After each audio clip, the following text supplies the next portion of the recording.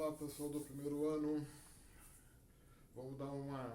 na aula de hoje vou dar uma revisada em alguns termos que definem tipos de arte que nós trabalhamos, principalmente na área de intervenção. Tá? Então, para a gente dar uma revisadinha nisso, vamos começar com grafite. O que é o grafite? O grafite é o escrever na parede. Tá? Vamos colocar um pouco mais para trás aqui. Pronto. É o escrever na parede. Então eu tenho um espaço, seja um muro, seja uma pedra, eu vou usar aquilo como suporte para a minha pintura. Tá? Nós temos algumas maneiras diferentes de trabalhar com grafite. Tá? O mais que a gente conhece mais é a pintura com spray, certo? Então com jato de tinta. Pessoal, o jato de tinta, ele tem uma diferença muito grande em relação a outras maneiras de pintura. Quando eu pinto com um spray,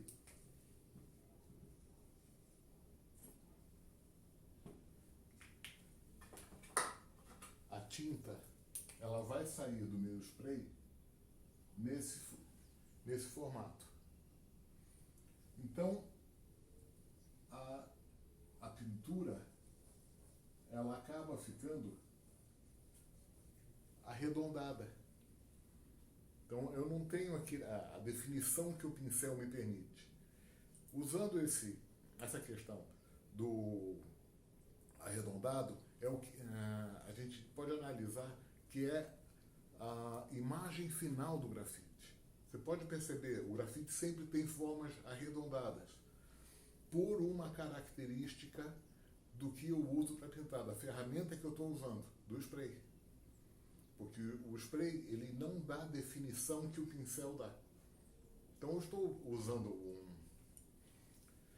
um spray, eu sempre vou ter um ponto de tinta arredondado, e dependendo da distância que eu trabalho, eu posso ter ela mais diluída e maior, ou mais concentrada e menor. Quanto mais próximo da parede, menor vai ser o ponto de tinta e mais forte a cor. Quanto mais distante, certo? Maior vai ser aqui o spray, certo? Vai ser a mancha de tinta, mas ela vai ter menos tinta. Eu vou precisar passar mais vezes para reforçar. Isso é o que dá a imagem arredondada. Tá? Então, quando a gente vê grafite de spray nos muros, a gente sempre percebe que ele tem uma figura arredondada, uma imagem sempre arredondada. Isso como característica da ferramenta que foi usada, tá? Que é o spray. E se eu quiser dar uma definição maior, eu vou ter que usar outra ferramenta além do spray. Aí eu uso o pincel para dar o acabamento, tá? Que aí eu consigo linhas mais definidas. Outra questão que tem é o reverse grafite. O que é o grafite? É eu colocar tinta num suporte, na parede, na pedra. O reverso disso é eu tirar alguma coisa daquele local. Então, se no grafite eu coloco tinta, no grafite reverso, no reverse grafite, eu retiro. Exemplo, eu tenho um muro repleto de limbo, tá? Então ele está todo esverdeado, porque nasceu as algas ali, então ele ficou verde. Como que eu vou criar uma imagem no reverso? Eu vou retirar aquele limbo que está ali, aquela alga, para criar a imagem retirando o material. Ou como foi em São Paulo, que eles fizeram nos túneis, onde tinha muita fuligem de poluição de carros. Eles pegaram e foram limpando aquela poluição, aquela fumaça que estava presa nas grades de um túnel, e criaram a imagem limpando. Isso é o reverse grafite. Ao invés de eu aplicar uma tinta, eu retiro uma tinta. Tem um artista alemão que ele roda o mundo fazendo isso. E com detalhe, ele retira usando a ideia do reverse, mas usando stencil. O que é o stencil? O stencil é um molde, tá? Então eu tenho o desenho.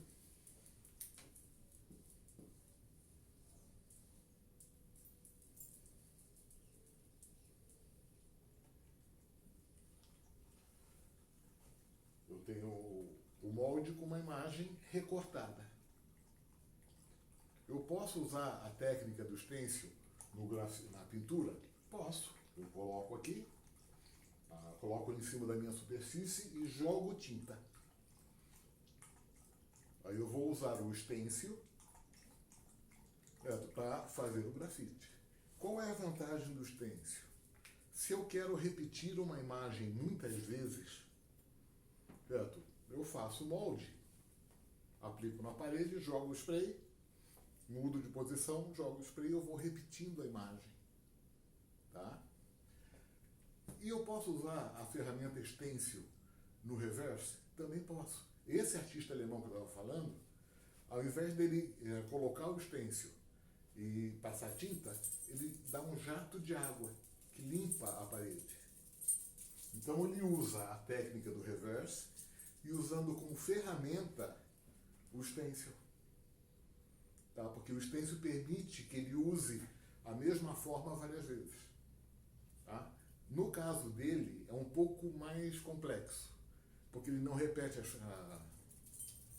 imagens. Ele faz um stencil para cada imagem. Num porto da Espanha, ele fez esse trabalho de reverse grafite usando stencil. Então, o muro do cais estava todo sujo da maresia, das algas que foram nascendo. Então, ele preparou um stencil com fotos de moradores antigos da cidade. Ele pegou fotos antigas, foi no museu, pegou fotos e foi ampliando o rosto das pessoas. E quando eu falo ampliar, é ampliar mesmo. Tá? As imagens ficavam com 4 metros de altura por 3 de largura. Fazia o stencil, prendia na parede e fazia a técnica do reverse. Ele, com um jato de água, ele tirava o limpo. Então, o cais inteiro da cidade, ele ficou com a imagem de antigos pescadores, de pescadores que viveram lá 100 anos atrás. Tá? Então, além dele usar o reverse, ele usou outra técnica, usou a pintura, misturou técnicas. Tá? Grafite, acho que não tem muito mais para falar. Coal Parade. Pessoal, um desfile de vacas. Esse nome foi dado porque a primeira obra que foi feita com vacas.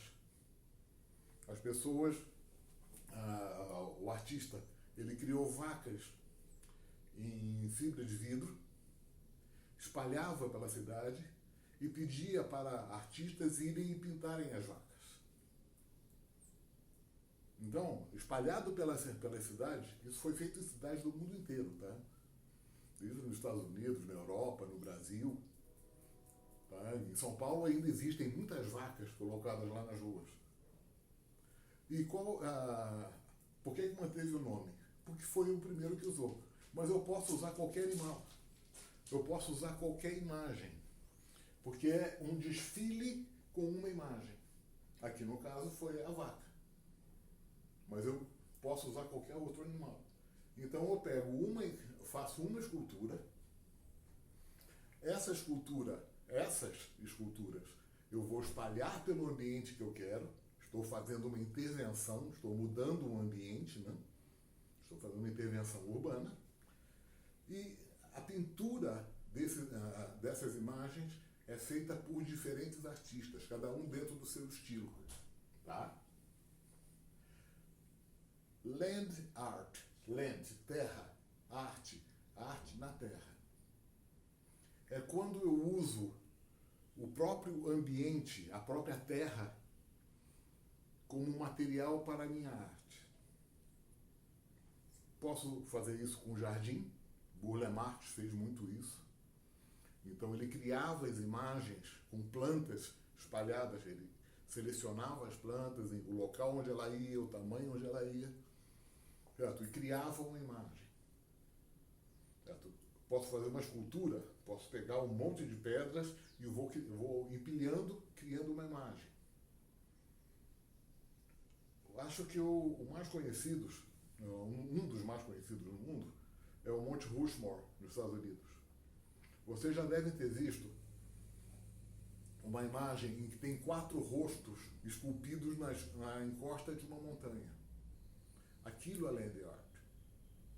Eles usaram a pedra no lugar onde ela estava e fizeram uma escultura na própria terra. Tá? Então, quando eu falo de land art, eu estou usando a terra, usando o planeta como matéria-prima para a minha arte, e a minha arte fica na terra. Tá? É diferente de eu pegar uma pedra e levar para o museu. Na land art, além de eu pegar a pedra, eu deixo ela no lugar dela. Tá? Então, o planeta se torna o material e se torna a mídia onde eu vou apresentar. O local onde eu vou apresentar é a própria terra. Tá? Assemblagem. Pessoal, assemblagem é uma colagem, é um tipo de colagem. Só que é uma colagem em que eu uso elementos tridimensionais para representar ele mesmo. Como assim? Se eu faço uma colagem, eu vou pegando pequenos pedaços e vou criando uma imagem. Tá? Então eu quero fazer um passarinho. Então eu pego um triângulo, colo onde vai ser o bico. Eu pego um círculo, colo onde vai ser a cabeça. Então eu vou pegando pedaços para montar. Se eu for usar uma assemblagem, eu vou pegar um passarinho empalhado e vou colar na minha imagem. Então aqui eu vou colocar... Eu quero fazer uma assemblagem com um sapo. Eu pego a imagem de um sapo e vou colar na minha obra. A assemblagem é isso. Eu uso o próprio objeto que eu quero representar para colar, certo? O sistema de colagem na minha obra. Tá? Então, sempre que eu for fazer uma obra em assemblagem, eu vou pegar o próprio objeto que eu quero representar e vou colocar ali. Eu quero mostrar um santo. Eu vou pegar uma escultura do santo e vou colocar lá. Tá? É o próprio objeto representando a ele mesmo numa obra de colagem, de montagem de elementos. Lambi-lambi. Lambi-lambi, ele tem esse nome porque o sistema são cartazes, tá? O lambi-lambi são cartazes colados em paredes, em postes. Ele tem esse nome porque o sistema de fixação é feito com cola e vassoura. A pessoa pega ou um pincel bem grande ou uma vassoura, passa na parede, cola o cartaz e passa cola por cima. Então ficou esse nome lambi-lambi porque é como se ele estivesse lambendo com a vassoura. Tá? Então, o lambi-lambi são os cartazes colocados nas ruas. Tá? O cartaz colado num poste, colado num muro, colado no tapume de uma obra. Esses é o conceito do lambi-lambi. É o teu um cartaz que eu vou colocar na rua, colocar num local onde toda a população tem acesso, para transmitir a minha mensagem. Site specific. Pessoal, esse aqui ele é um pouco mais complexo. Porque quando eu vou trabalhar com um site específico, local específico, um local específico, eu tenho que pensar qual é o objetivo daquela obra, o que aquele local tem a ver com a minha mensagem. Tá? Eu tenho que pensar em tudo isso. Vou pegar um exemplo brasileiro, tá? Portinari, quando foi criado o prédio da ONU lá em Nova York, ele foi chamado para fazer um painel que representasse a Organização das Nações Unidas. Então, o que ele pensou? Qual é o objetivo das Nações Unidas? É resolver os conflitos entre países sem guerra. Resolver em paz. Então as pessoas vão para lá com o problema, resolvem sem a guerra, resolvem em paz, certo? E saem, porque lá é o local de resolver isso. Então ele fez um painel chamado Guerra e Paz. E como ele pensou nesse painel? Uma imagem mostrando cenas agressivas, que seriam a guerra, e um outro mostrando situações de harmonia, de paz. Se o objetivo é a pessoa entrar com o conflito e sair com a paz, como que esses dois painéis foram montados? Quando os delegados da ONU, os delegados de vários países vão para uma reunião da ONU, eles vão entrar na sala da Conferência Geral. Na entrada tem o painel Guerra, representando que eles estão entrando com um problema, estão entrando com um conflito. Quando eles estão lá, conversaram, eles estão saindo,